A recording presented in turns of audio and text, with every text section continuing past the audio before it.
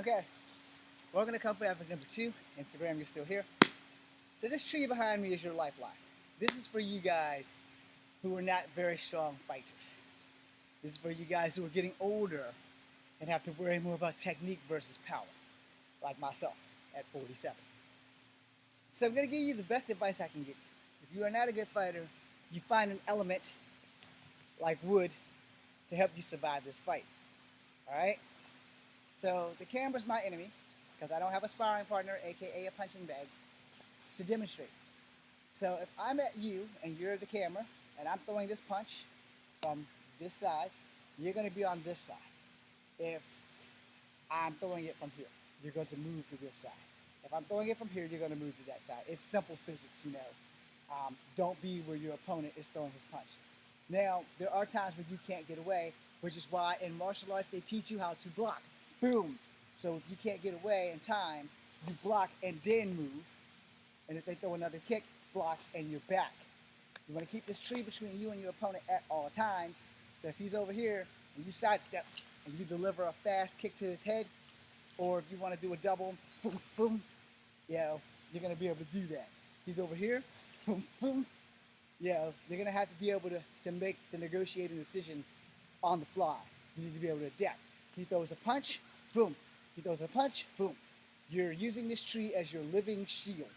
This tree is your decisive victor of whether you're going to walk away or crawl away or be found dead in the woods by somebody.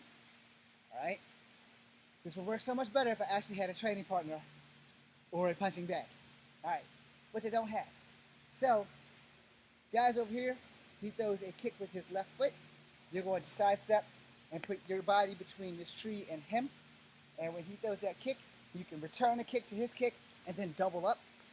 Or when he throws that kick, you can step back but stay with the tree.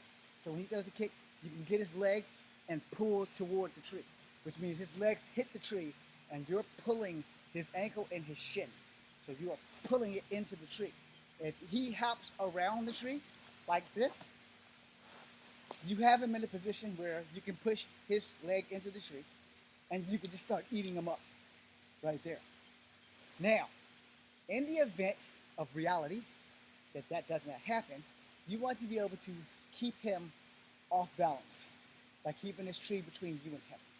All right? So if he's over here, he throws a punch, you move, you deliver. Whether your hit connects or not, he knows that he has to get around this tree.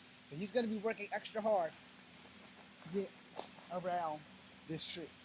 I understand that. And in doing so, it puts him in a vulnerable position because you can switch the game. You are in control. He steps this way, fake, boom. He steps this way, fake, boom. Once you figure out the fake, you got him. So remember that you have to figure out the fake as well. But please don't let you birds shit on my stuff. That would be greatly appreciated. I'm almost done, I swear. So he throws a punch, boom. You can pin his arm against here, or you can just let it go through, boom, retaliate. I would advise you that if you are not good at blocking, to just get the hell out of the way and let it go through. Because if you don't, you're going to find yourself in a world of fucking hurt. So we don't want that. We want to be as safe as possible. So if you get into a position where he's right here and you're right here, you're in striking distance, you want to step between this tree. This way, y'all can still have your verbal altercation, but now you have a safety shield because you've gotten to the point where things are about to go from verbal to physical, but he's not going to be able to punch through this tree. Now, unless he's Colossus or Wolverine or Superman, he's not punching through this solid oak tree, okay? Or a pine tree or whatever the fuck tree this is. He's not going to punch through this shit. You can also use this as a street pole or a street light, a telephone pole. You can use the same technique with any abstraction that's from the ground up. You can also use a chair. You can jack the chair the shit out of people. You can find obstacles to keep people from fucking your shit up. The question is, how? So again, as I end this video, he's coming at me, I move behind the tree. Alright? So let's say he's already running and he's got his foot in motion. I got options. I can block it, I can sidestep it, I can get over here, then tag and get behind this tree. Now that I've tagged him and I've gotten behind this tree, I have set the ground in motion, except for if he falls and hits his head on one of these rocks, the fight's probably going to be over. So then I'm going to call 911 and let them know that I'm on the Rock Creek Trail and I have severely injured a person because we got into a fight in which he started. Alright? Hopefully he won't die before they get here. I will tell them to come through the 5th Street entrance because we're closer to the 5th Street entrance on the Willoughby side. That way they'll know exactly where to find him and me, because I'm not just going to leave him here. Even though he tried to hurt me, I'm not going to just leave him here where his head hits this rock. So, before we go, finally, knowing your environment and knowing where you are is the most important thing in a fight whatsoever. Not just the fact that you don't have skills to fight, but knowing where you are, knowing that you can use nature against your opponent will probably save you before you even know how to fight.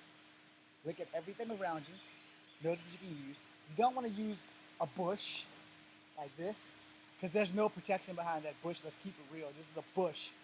Nothing you can really do outside of break off a switch and pray like hell that you can hit them in vulnerable spots. So here's where I piss you all off.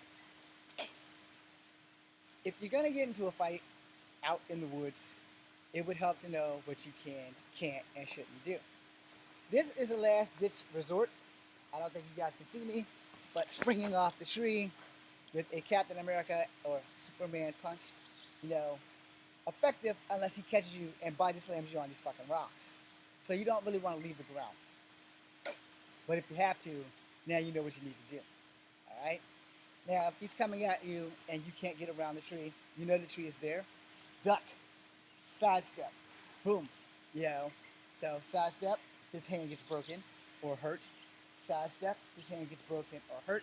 Tries to kick, you have to block, tries to punch, there you go.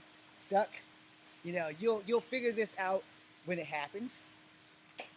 But so in case it doesn't, now you've seen the video, duck, sidestep, block, block, block, block, block, block, block. Know your blocks, know how to evade, know how to move, because if you don't, you're a dead fool, So, boom, all right, I've got him in this direction. My return, crack, crack, and now I'm between the tree. He's over here, we're dancing. I can also do capoeira from here.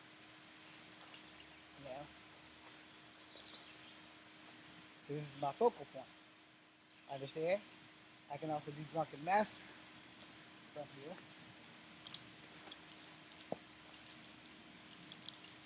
Because again, this tree is my lifeline. It is between me and my opponent. It is going to keep me together no matter what style that I choose to use against him. Thank you guys for watching. It's Kung Fu Advocate number 2.